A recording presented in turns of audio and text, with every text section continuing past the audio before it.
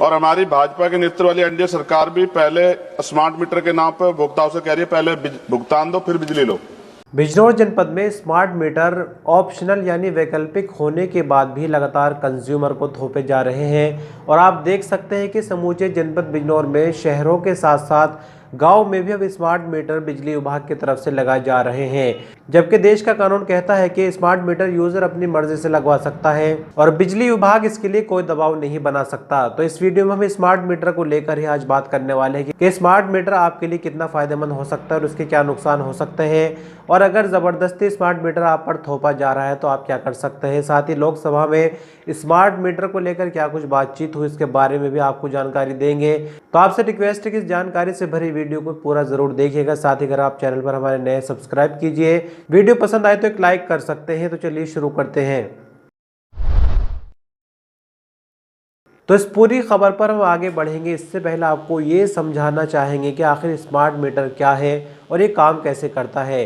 सबसे पहले शुरुआत करेंगे साधारण मीटर से, जो अभी भी बहुत सारे जगहों पर बिजनौर जनपद में लगा हुआ है। साधारण मीटर में होता क्या है कि जितना भी आप इस्तेमाल करते हैं उसके मुताबिक रीडिंग अपना बढ़ती रहती है। साथ ही आप मीटर पर जितना लोड डालते हैं, जितनी बिजली कंज्यूम करते हैं, वो भी मीटर रिकॉर्ड करता है। मतलब मीटर रीडर जब आपका बिल निकालने के लिए आपके घर पर आता है तो सिर्फ आपके मीटर में वो दो ही चीज़ देखता है, एक तो आपकी करंट यूनिट, दूसरा आपने मैक्सिमम लोड कितना लिया है।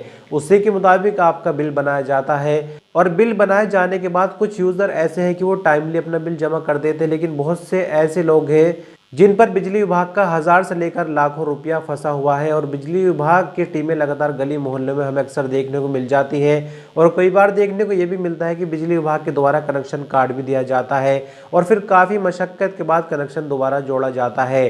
तो इन सभी समस्याओं से निपटने के लिए बिजली विभाग ने अपना दिमाग लगाया और एक स्मार्ट मीटर का इजाद किया।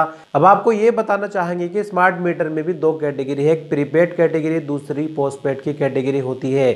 उदाहरण के लिए आपके पास जो मोबाइल फ़ोन है, आप इससे थोड़ा सा समझ सकते हैं। आप मोबाइल फ़ोन में पहले रिचार्ज करते हैं, उसके बाद यूज़ करते हैं। एक दूसरी तरह का भी मोबाइल होता है जिसको पोस्टपेड बोलते हैं, जो इस्तेमाल होने के बाद उसका बिल अदा किया जाता है। लेकिन जिस तरह से प्रीपेड मोबाइल रिचार्ज से पहले ही बंद हो जाता है, तो पोस्टपेड भी इस्तेमाल के बाद एक लिमिट होती है और उस लिमिट तक अगर बिल जमा पोस्टपेड का नहीं करेंगे तो पोस्टपेड मोबाइल भी बंद हो जाता है। तो सेम यही मैकेनिज्म स्मार्ट मीटर का भी। स्मार्ट मीटर ऑनलाइन कनेक्ट होता है, वो आपको दिखाई नहीं देगा और इसका एक्सेस होता है सीधे बिजली विभाग के हाथ में। अब उदाहरण के लिए आपको समझाना चाहेंगे, एक साधारण मीटर का बिल अगर महीने की 1 तारीख को बनता है और 10 तारीख तक बिल जमा नहीं होता, 20 तारीख तक बिल जमा नहीं होता, 30 तारीख तक भी नहीं होता, महीना यूं ही ख़त्म हो जाता है, तो फिर बिजली विभाग मजबूर है रिकवरी के लिए अपने बंदे को भेजता है या फिर डिस्कनेक्शन जैसी स्थिति बनती है। लेकिन दूसरी कंडीशन में जहाँ कि स्मार्ट मीटर लगा हुआ है, 1 तारीख को अगर बिल जनरेट होता है और 10 तारीख तक या 20 तक अगर बिल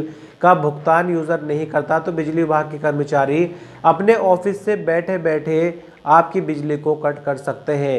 दूसरा, बिजली विभाग को सबसे बड़ा फ़ायदा ये है स्मार्ट मीटर का कि जो मीटर रीडर गली मोहल्ले में घुमाने पड़ते हैं उनकी तादाद भी लाखों में है। अगर सारे बिजली उपभोक्ताओं के घर में स्मार्ट मीटर लगा दिए जाए तो फिर एक भी मीटर रीडर की ज़रूरत नहीं पड़ेगी सैलरी देने की, क्योंकि बिजली विभाग अपने ऑफिस से ही बिल को ऑनलाइन जनरेट कर सकता है और आपकी लाइन को डिस्कनेक्ट भी कर सकता है।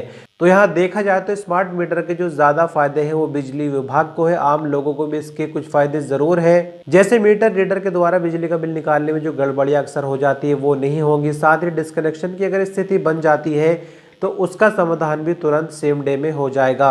लेकिन साधारण मीटर में अगर बिजली काट दी जाती है तो उसके लिए विभाग के चक्कर लगाने पड़ते हैं, लेकिन स्मार्ट मीटर में ऐसा नहीं होता। लेकिन इन सब फायदों नुकसान को एक तरफ रखते हुए आपको बताना चाहेंगे कि स्मार्ट मीटर पूरी तरह से वैकल्पिक है।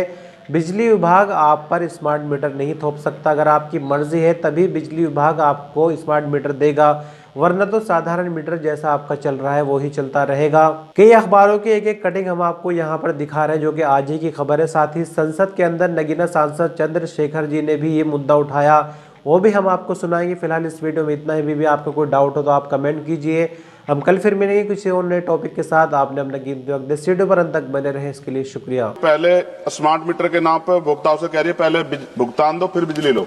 हमारे देश के गांव में रहने वाले अधिकांश किसान मजदूर रोजाना मेहनत करके कमाते हैं और उनकी आय दैनिक होती है। अगर स्मार्ट बिजली मीटर को प्रीपेड मोड पर लागू किया जाता है और दो तीन दिन काम ना मिलने पर रिचार्ज ना हो पाए तो बिजली अपने आप कट जाएगी। तब गरीब परिवार अपने बच्चों की पढ़ाई, उनका खाना और रोजमर्रा का जीवन कैसे चलाएंगे।